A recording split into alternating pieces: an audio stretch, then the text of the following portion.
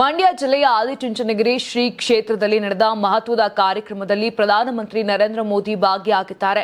ಶ್ರೀ ಗುರು ಭೈರವೈಕ್ಯ ಮಂದಿರದ ಲೋಕಾರ್ಪಣೆ ಅಂಗವಾಗಿ ಬೃಹತ್ ಕಾರ್ಯಕ್ರಮ ಏರ್ಪಡಿಸಲಾಗಿತ್ತು.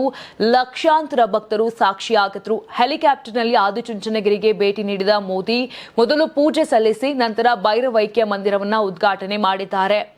ಇನ್ನು ನಂತರ ವೇದಿಕೆ ಕಾರ್ಯಕ್ರಮಕ್ಕೆ ತೆರಳಿದ್ದು ಕ್ರೀಡಾಂಗಣದ ವಾತಾವರಣದಲ್ಲಿ ಉತ್ಸಾಹ ತುಂಬಿಕೊಂಡಿತ್ತು. ನೀವು ಸಣ್ಣ ಆಗ್ಬೇಕಲ್ವಾ? ಅದು ಒಂದು ಉತ್ತಮ ಆಹಾರದಿಂದ ಸಣ್ಣ ಆಗ್ಬೇಕಲ್ವಾ? ಪ್ರತಿದಿನ ನಮ್ಮ ಜೀನಿ ಸ್ಲಿಮ್ ನ ಯೂಸ್ ಮಾಡಿ ಯಾವುದೇ ಸೈಡ್ ಎಫೆಕ್ಟ್ ಇಲ್ದಂಗೆ ನೀವು ಸಣ್ಣ ಆಗ್ತೀರಾ. ಪ್ರಧಾನಿ ಮೋದಿ ವೇದಿಕೆಗೆ ಆಗಮಿಸಿದ ಕ್ಷಣ ಭಕ್ತರು ಮೋದಿ ಮೋದಿ ಎಂದು ಘೋಷಣೆ ಕೂಗಿ ಸ್ವಾಗತಿಸಿದರು. ಜನರ ಜೈಕಾರದ ಮಧ್ಯೆ ಮೋದಿ ವೇದಿಕೆಗೆ ಬಂದು ಜನತೆಗೆ ನಮಸ್ಕರಿಸಿ ತಮ್ಮ ಗೌರವವನ್ನ ವ್ಯಕ್ತಪಡಿಸಿದ್ರು. ಈ ದೃಶ್ಯ ಭಕ್ತರ ಮನದಲ್ಲಿ ವಿಶೇಷ ಭಾವನೆಯನ್ನ ಮೂಡಿಸಿದಂತ ಸತ್ಯ.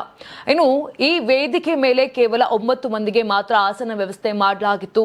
ಪ್ರಧಾನಮಂತ್ರಿ ನರೇಂದ್ರ ಮೋದಿ, ಆದಿಚುಂಚನಗಿರಿ ಮಠದ ಪೀಠಾಧಿಪತಿ ಡಾಕ್ಟರ್ ನಿರ್ಮಲಾನಂದನಾಥ ಸ್ವಾಮೀಜಿ, ಸ್ವಾಮಿ ಪರಮಾನಂದ ಸರಸ್ವತಿ ಜಿ, ಮಾಜಿ ಪ್ರಧಾನಿ ಎಚ್.ಡಿ. ದೇವೇಗೌಡ, ರಾಜ್ಯಪಾಲ ತಾವರ್ ಚಂದ್ ಗೆಹ್ಲೋಟ್, ಕೇಂದ್ರ ಸಚಿವರಾದ ಎಚ್.ಡಿ. ಕುಮಾರಸ್ವಾಮಿ, ಶೋಭಾ ಕರಂದ್ಲಾಜೆ, ಸಚಿವ ಎನ್ ಚಲುವರಾಯಸ್ವಾಮಿ ಮತ್ತು ವಿಪಕ್ಷ ನಾಯಕ ಆರ್ ಅಶೋಕ್ ಅವರಿಗೆ ಮಾತ್ರ ವೇದಿಕೆಯಲ್ಲಿ ಸ್ಥಾನ ಕಲ್ಪಿಸಲಾಗಿತ್ತು.